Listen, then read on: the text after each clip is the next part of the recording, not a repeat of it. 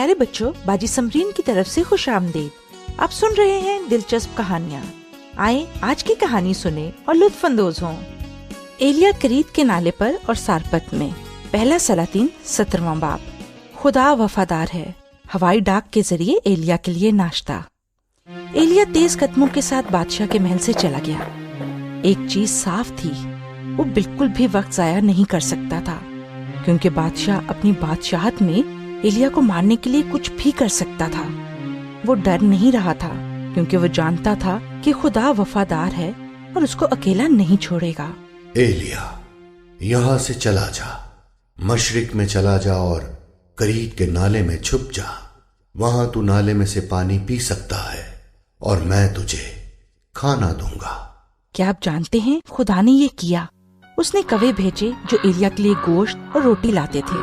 یہ عجیب کام سچ میں ہوا تھا۔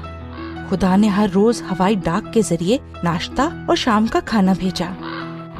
خدا وفادار ہے۔ جو بھی چیز اس کے نوکر کو ضرورت تھی، خدا نے اسے دی۔ ایک چھپنے کی جگہ، کھانا اور پانی۔ بہت سے لوگوں کی زندگی اس سے پہلے مشکل میں تھی۔ نہ بارش تھی، نہ فصل اور نہ ہی کھانے کو خوراک۔ اچانک ہی کرید کا نالا سوکھ گیا۔ جب یہ ہوا تو خدا نے ایلیا کو ایک اور راستہ دکھایا کہ سارپت کو جا، جو شہر کی آخری حد کے پار تھا۔ شہر کے اندر داخل ہوتے ہوئے اس نے ایک عورت سے پوچھا، مجھے ایک پیالے میں پانی اور روٹی دے۔ اس عورت نے افسوس کے ساتھ اس کی طرف دیکھا اور تھکی ہوئی آواز سے بولی، میرے پاس کچھ بھی نہیں ہے، صرف ایک مٹھی آٹا ہے مٹکے میں اور کپی میں کچھ ہی قطرے تیل باقی ہے۔ بس یہی کچھ ہے میرے پاس۔ میرا بیٹا اور میں بس یہی کھائیں گے۔ اس سے ایک وقت کا کھانا تو کھا لیں گے، لیکن اس کے بعد ہم مر جائیں گے۔ ڈرو مت، خدا نے مجھے تیرے پاس بھیجا ہے۔ اس نے کہا ہے کہ جب تک یہ خشک سالی ہے تب تک تیرے مٹکے سے آٹا اور تیری کپی میں سے تیل ختم نہیں ہوگا۔ خدا وفادار ہے۔ وہ جو بھی وعدہ کرتا ہے اسے پورا کرتا ہے۔ آٹا ختم نہ ہوا اور نہ ہی کپی میں سے تیل، جبکہ وہ عورت ہر روز کچھ نہ کچھ بنانے کے لیے ان دونوں چیزوں کو استعمال کرتی تھی۔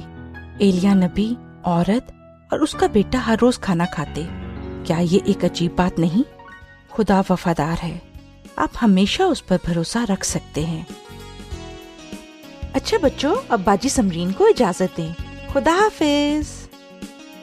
مزید معلومات کے لیے آپ ہمیں اس ای میل پر رابطہ کریں، دلچسپ کہانی @gmail.com DILCHASPKAHANI @gmail.com۔